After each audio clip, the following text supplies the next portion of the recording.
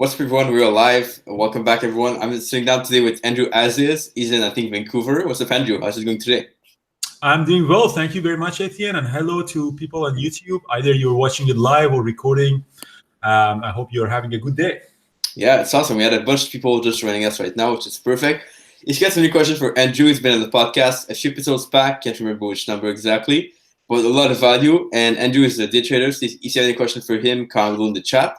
Or I'm just going to ask him questions. I have a bunch that I want to talk about and go through. So, Andrew, can you give people a bit of background if they don't know you or haven't seen your podcast before, podcasted together?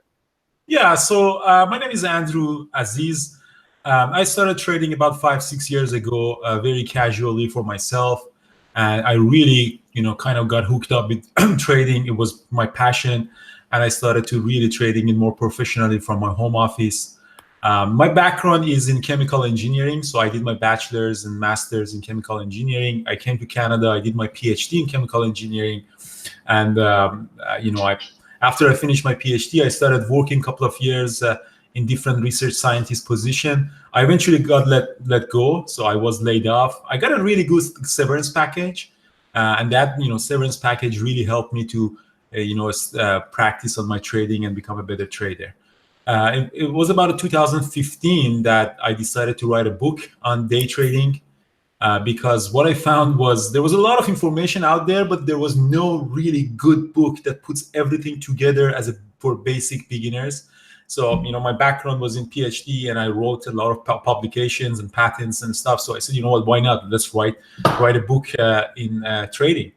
And I did write the book, and it turned out to be a really nice book. A lot of people really appreciated what was put in that concise book. And then we started the community in 2015, 2016. The name was Vancouver Traders, really, in those early times. We later changed it to bearbulltraders.com. And it's a community for all of the traders all around the world who are serious about trading financial markets. And I'm a full-time trader. I can't say full-time because most of the time my trading is about an hour or two, but that's the only thing that I do right now.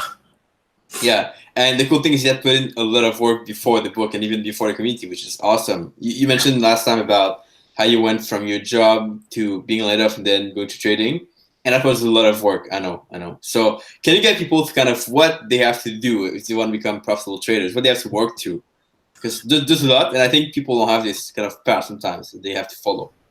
So I was a little bit lucky that I lived on the west coast of Canada, which we are in the Pacific time zone. The market opens in our time at 6:30 in the morning.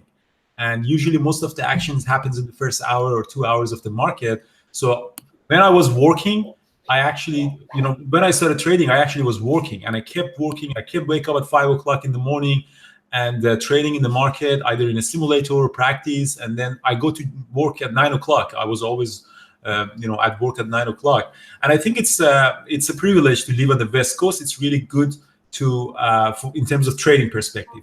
But if you're living on the East Coast or another time zone that really conflicts with a full 9-to-5 job, it's much, much more difficult to practice, especially at the beginning of your trading career. You probably don't have enough consistent money to make a living out of trading. So it's more difficult. For the people who are interested on day trading, US market, like what we do, it's tough because you have to be available 9 o'clock to at least 10, 10:30, 11 o'clock on the Eastern time zone to be able to trade or practice. If your time is flexible, we have a lot of members in our community that they work from home or they have a flexible hour, they can actually practice and they can trade. But it's tough for the people who have to show up at 9 o'clock on the Eastern time zone. It's really difficult. Yeah. Is this something that came naturally to you? I think it's echoing a little bit, but yeah. Sorry, what? It's kind of echoing a little bit when I speak. So if you have some earphones, perhaps. Good phones, so you mean? Yeah, can I hear myself back when I speak? Oh, okay, yeah. So let me, that's a good point. I do not have that. Let me see. Maybe what I can do is I can reduce the speaker volume so you get the echo. Yeah. Sounds good. What about now? Perfect. Yeah, that's perfect. So is it something that came to you naturally, the fact of waking up early to trade, or you have to kind of work to get that? Because people might see this as a big disadvantage. You have to wake up at like 5 a.m. to trade. Yeah. Uh, so I mean, waking up at 5 o'clock, it's not really that bad. I mean, it was really difficult for me at the beginning, but you get really used to it, especially in the summer when the sun is coming out early in the morning. It's really easy, but sometimes in the winter it's tough to wake up at 5 o'clock. But you get used to it. I mean, and I'm not a morning person. I knew that my whole life I was always waking up late in the morning. But you get used to it. It's amazing how body get adjusted to everything. For the people who really, I really wanted trading, and this is the price that you have to pay if you really want trading. If you really want anything, I mean, it doesn't have to be trading. You have to really sacrifice something in there. When I was really writing the book, I also trading, and I also had a job, so I had to sacrifice a lot of my family time, a lot of my friends' time, a lot of things that I really wanted to do because I really wanted day trading. So sacrifice is coming, no matter what it is. Yeah, and that came back to your why, having this big purpose for why you do this. And I think that's awesome. Did you have any problem to kind of find that why or find that purpose behind you trading, or was it tough to do or simple? The purpose, in reality, I was shocked when I was a PhD student. I was really proud of myself that, okay, I did it. I'm gonna be amazing. And then when I went to work, my salary wasn't really that high, but that didn't bother me that much. But I got laid off after 2 years of working. I mean, less than 2 years of working, and that was a shock for me. And I said, okay, is this? I was lucky to let go in a really young age. I didn't have kids. I didn't have a mortgage. I didn't have a lot of financial responsibility. That was the moment that I told myself, am I going to live another 30, 40 years of this, that every time the economy goes up and down, you're the first person to let go? I really didn't want to have that lifestyle. So that pain on my mind actually really drove me. That gave me a really good determination. And I was reading a book. If you really want to make a change in your life, you have to have some sort of emotional pain. For example, I used to be a little bit overweight, and at a very young age, I went to a doctor, and the doctor told me that your cholesterol in your blood is really high, and you are 24, and you have a very high cholesterol, and this is dangerous for you. And my dad, had a couple of heart attacks, heart strokes in a younger age. And that emotional pain was for me that, all right, I'm going in the same direction and I'm risking my life. Now I have to be more careful. I have to be more active. I have to, watch my diet. And that emotional pain for me was the determination that now I have to, better take care of myself. If you come up with that emotional pain or emotional, shock, you'll go after what you want. But if you don't really see in anything, if you don't really see why you want that, then you probably easily relapse to old habits. Yeah, and I can relate to this. Now, what is the thing you did after having that feeling of like you had to make this work? What was the next step? I think in success in any endeavor is coming from resilience. You get punched in the face a lot of times, especially in trading. Every day you get a punch in the face, and that's part of the game. I mean, I'm not saying about trading. In any successful people, what you see, I mean, if you read the story of them, you see a lot of failure, and those guys are the people who actually wake up. I think the most feature of successful people and successful traders are resilience. The people who get knocked down, but they wake up and they continue. I think for me, I blew up a couple of accounts. I had a lot of bad losses. I still have some bad losses time to time, but this is a feature that you have to work into yourself, that you wake up after a really bad time. And there are some genetics in that. I mean, there are some people who are resilient. I mean, they're born resilient. I mean, no matter what you do, the life do to them, they wake up.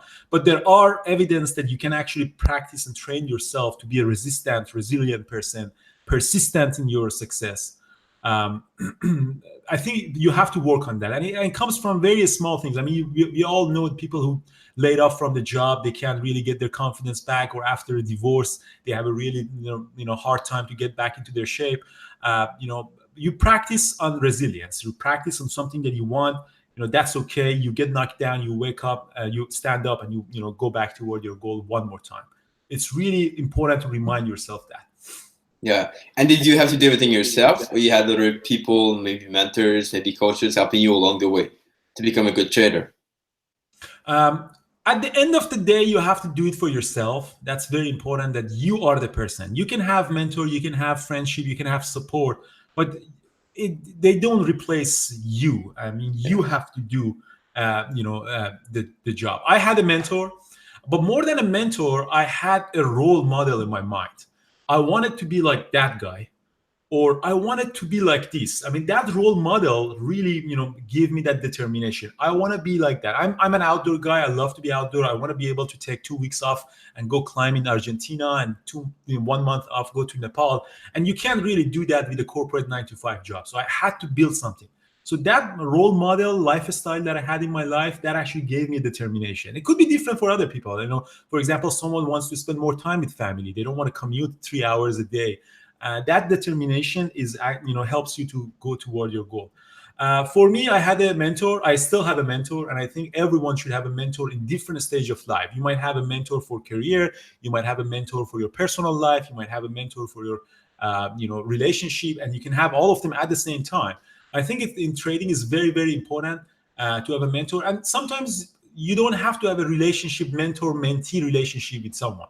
I mean, a lot of people in their community, they might look at me as a mentor, but they might not have any, regular time with me over the phone, or, over the email. They're just following me, and they observe me, what I do. And same as me, there's a lot of people I look up to into them. I just watch them closely, and I try to learn from them. So try to find a mentor for sure.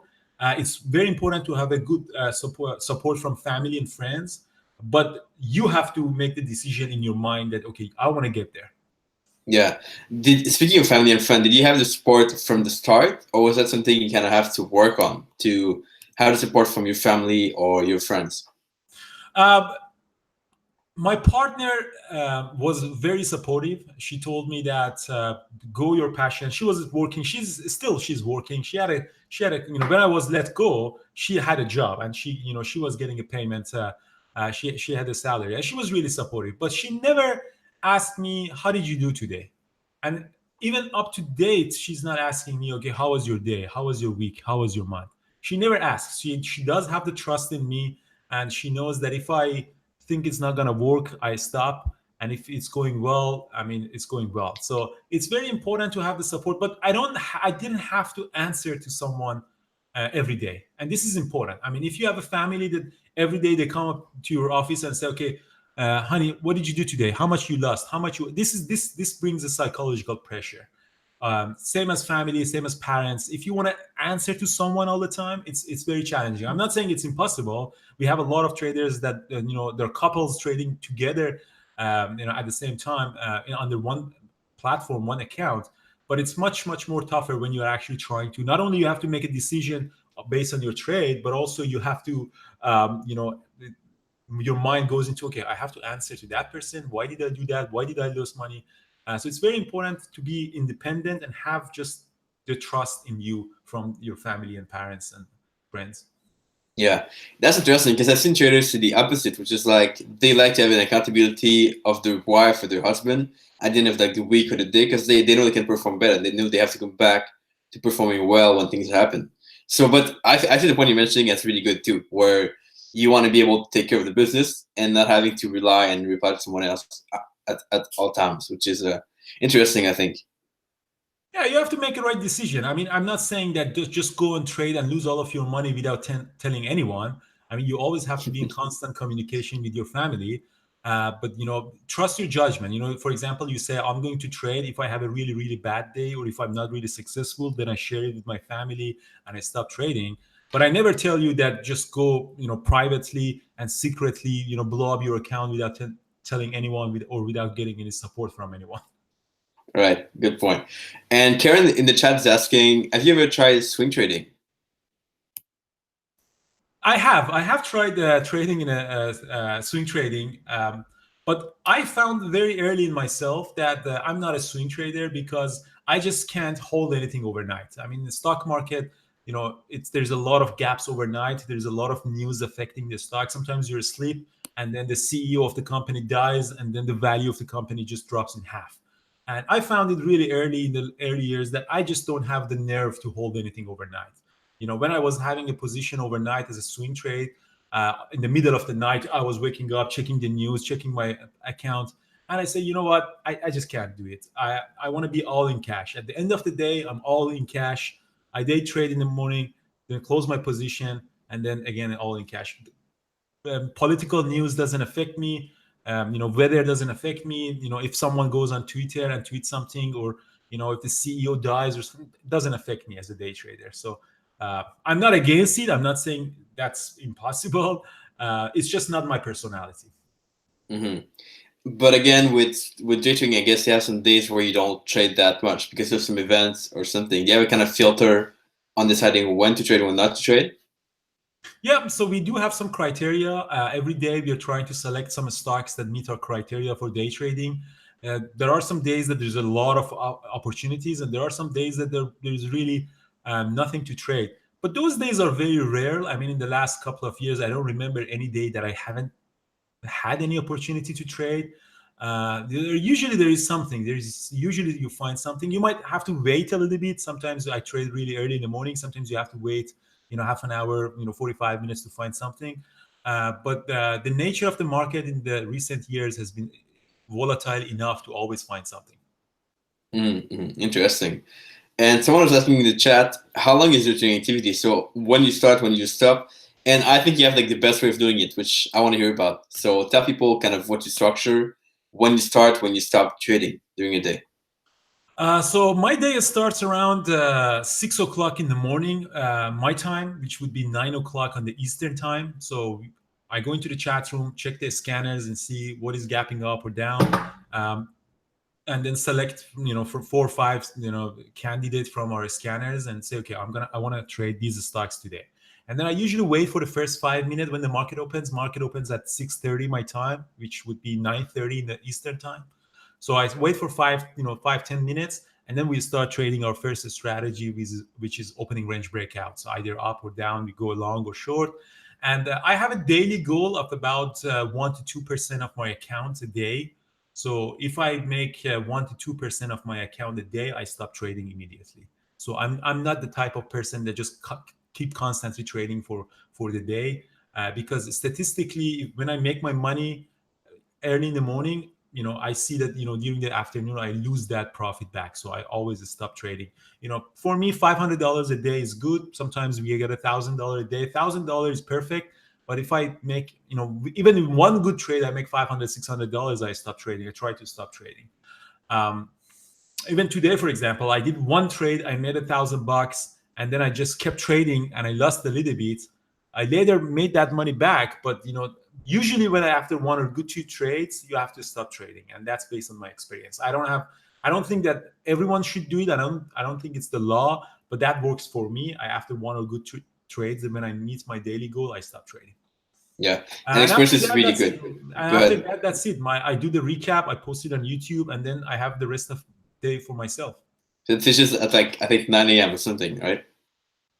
So right now it's 9 a.m. I actually, before you, I had another interview. So I had another interview about an hour ago. So yeah, my day was done after 1 hour, and now I have one interview, and it's you. And then after that, I'm just going for another meeting that I have for something not related to trading. So it's a good life as a trader, especially on the East Coast. On the West Coast, it's a really good life because you are over with your life, with your trading really early in the morning.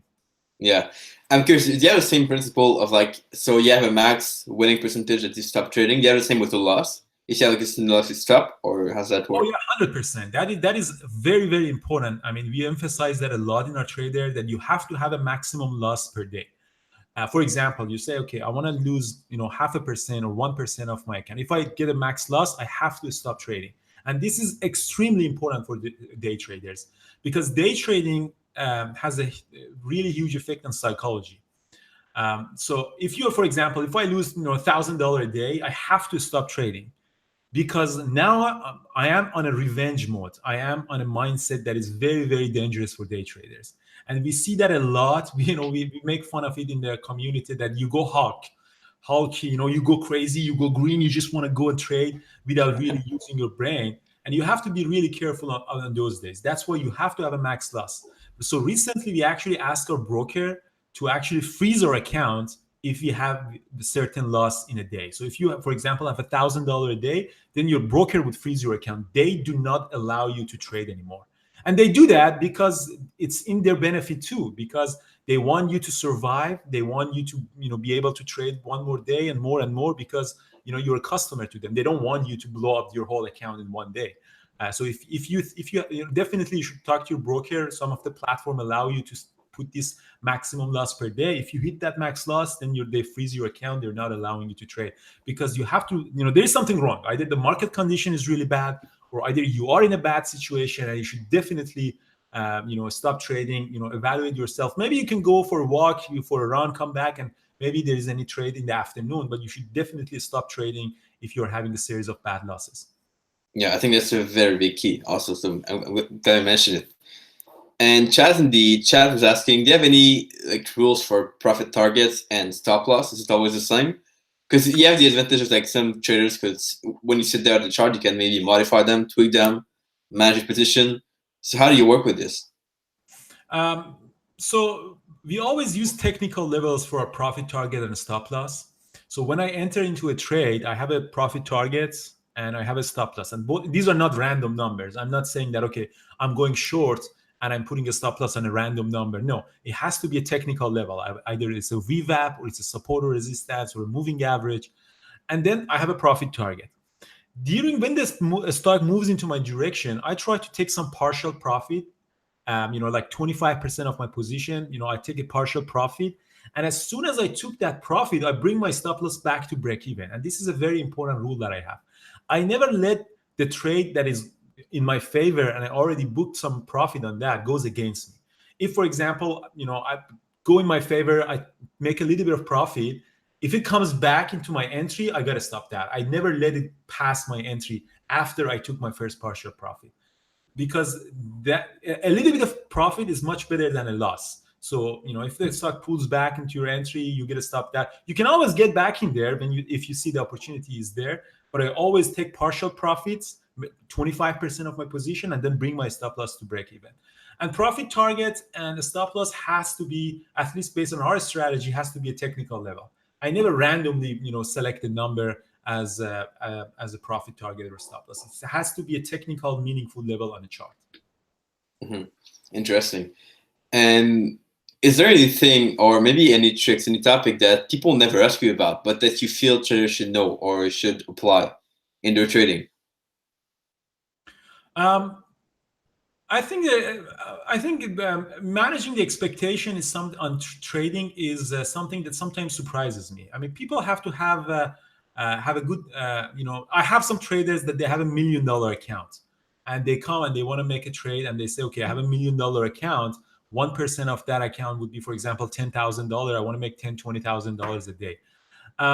What I'm trying always to say that day trading stock market is good if you have a certain small amount of money in your account, like between $10,000 to $40,000, $50,000, and you can make 1% to 2% of that money every day. But if you have a $1 million or $2 million account, you can't really day trade, because the market is not liquid enough to, I can take 2,000 shares, but I can't really take 20,000 or 30,000 shares in one single click of hotkey. The market is really not liquid enough to give me that amount of shares. And same as people who have a very small amount of money, they say, okay, you save 1%. I want to start with $1,000 and make $10 a day. I mean, that just doesn't work that way, because $1,000 is not enough to cover the cost, the overhead of your business. I mean, the commissions are there, the market data fee that you have to pay, the platform that you have to pay is really not enough. I think a lot of people start trading on the stock market without asking themselves that if this is a good business for them based on the amount of money that they have or not. If you have a very big amount of money, like $2 million, maybe you can put $50,000 for day trading, and then the rest has to be diversified in different assets.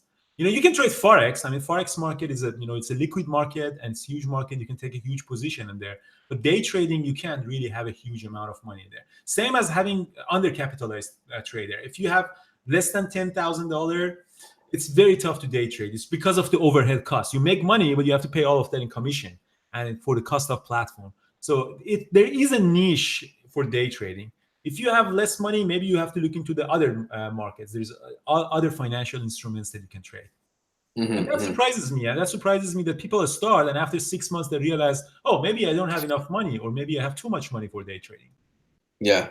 I'm curious a little bit kind of how you manage your money. So do you only trade, or do you have some part of your money you put in investing somewhere? So I don't have any investment in the financial market beside the money that I do trade. So all of my money are in cash at the end of the day.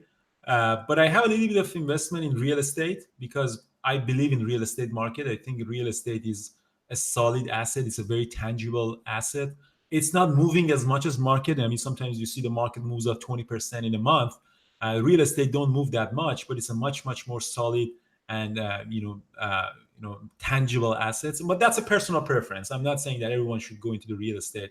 I'm living in a part of the world that real estate is really hot. Vancouver real estate is hot. There's always demand in there. So I like to invest into the real estate.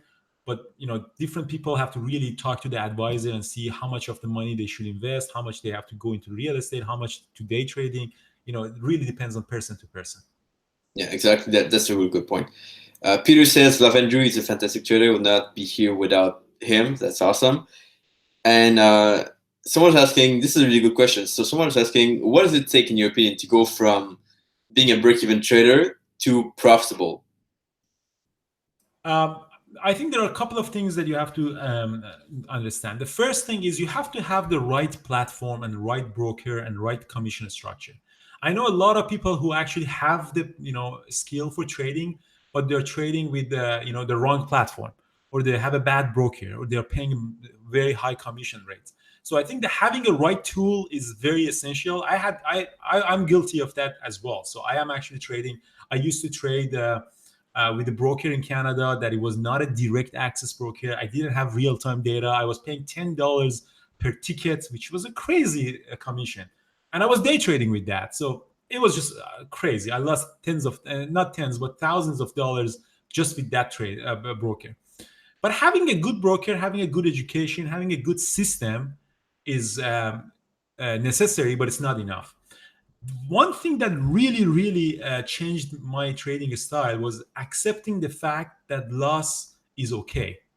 Getting stopped out is okay. That's part of a trading. I mean, a lot of people take losses personally.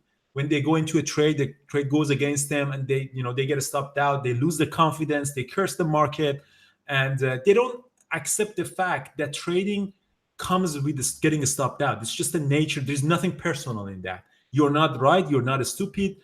Your strategy is not wrong. It's just the nature of trading. It's like having a coffee shop, and one day not enough customer comes to your coffee shop. You don't go and curse people and go to the street and close down your coffee shop. No, it's just the nature of the business. Or having a restaurant.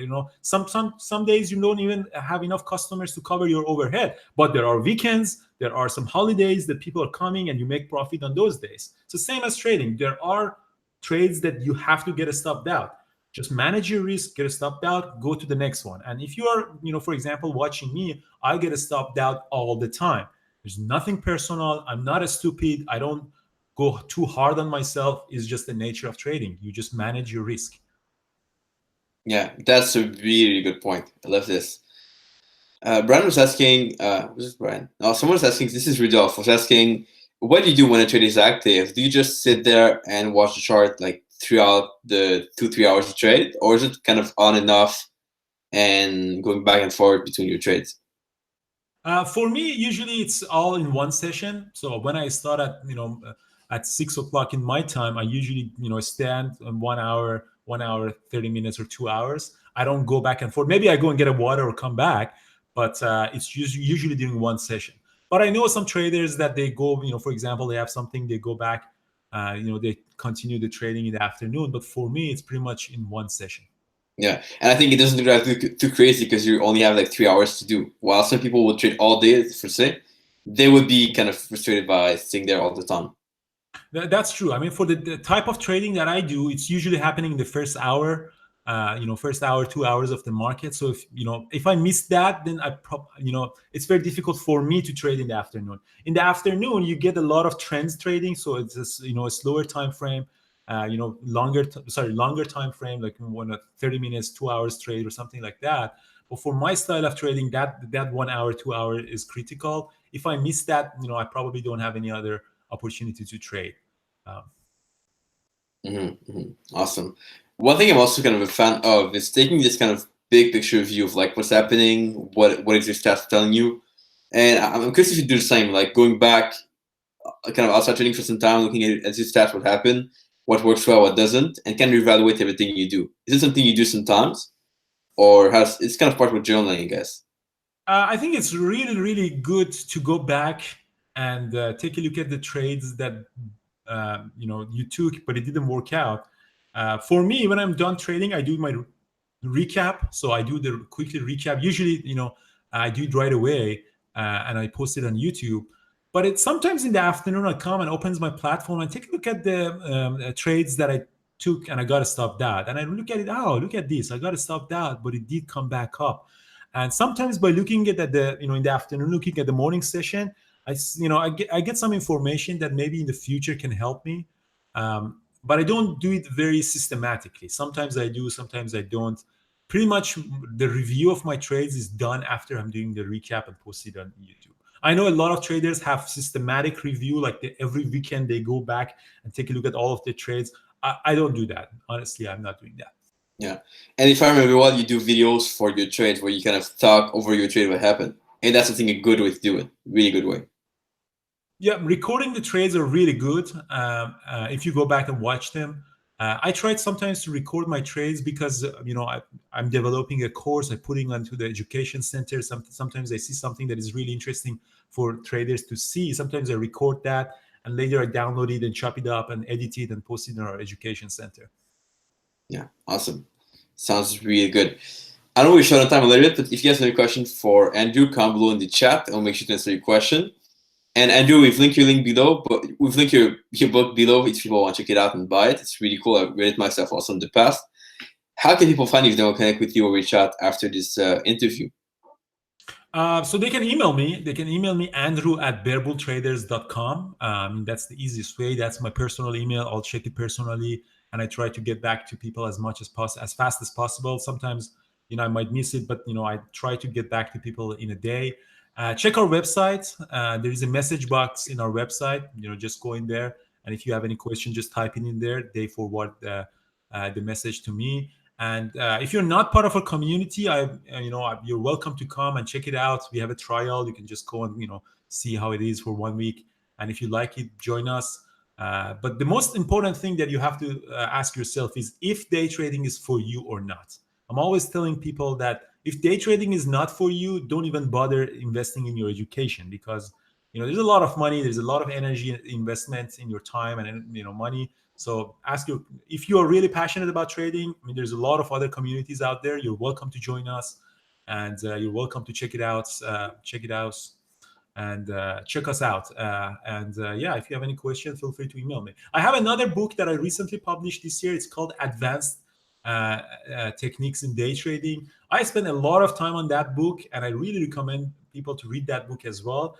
It is a little bit covering the stuff that is in the first book, but the second book actually goes into more detail. So if you really want to have a better handbook of all of the tech strategies, I really recommend go read that. I actually purposely priced them low. $10, $15. That's the lowest I could go, and my publisher didn't allow me to go lower than that because the cost of printing was higher than that. But I recommend go and read that book for sure. And it's going to be on Amazon, I suppose? Yeah, it is. Awesome. Both of them are on Amazon, yeah. We'll put a link below, but if you guys want to check it out, just do a search on Amazon. You'll find it pretty easily, I think. And Rene was asking, and a couple of other people were asking kind of what market to trade exactly. And the question I'll have maybe for you as a follow-up is why those markets? Which market I'm trading? Yeah. So I'm trading only US equity market, so only a stock market in the US. The reason that I'm trading on the US market, I'm in Canada, but I can trade US market.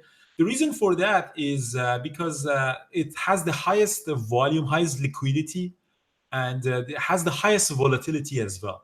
There are a lot of people are emailing me, for example, I'm from India, I want to trade US Indian market, or I'm from another country, I want to trade the stock market in there. Does this strategy work in those markets or not? My answer is usually not, because those markets don't have enough volume. The volatility that we have in the US market, well, it's a huge economy and it's a very equity driven market. Usually investments are really goes toward the equity and the companies in the US. So we are trading only that. But that's not the only good market. I mean, Forex market is great. And my friend Brian is trading swing trading the US market. For me, it's just because it has the highest volatility and highest liquidity. I mean, you get filled really fast. You don't get a stock in a trade that has no volume. And so far it's been great. I don't even trade the Canadian market because, again, the Canadian market is much smaller, doesn't have enough volatility to trade. Yeah, that's a good answer. I love it, and it's backed by kind of science and stuff and reasons. Love that. So, Andrew, thank you so much. I appreciate your time, and thank you for coming here once again. It's been a pleasure. And if you guys want to check out Andrew, then check him out. It's going to be everywhere. A bunch of link below as well for his stuff. And we'll catch you here pretty soon. Well, thank you very much, and thank you for everyone who are watching that. And hopefully, we'll talk soon. Goodbye.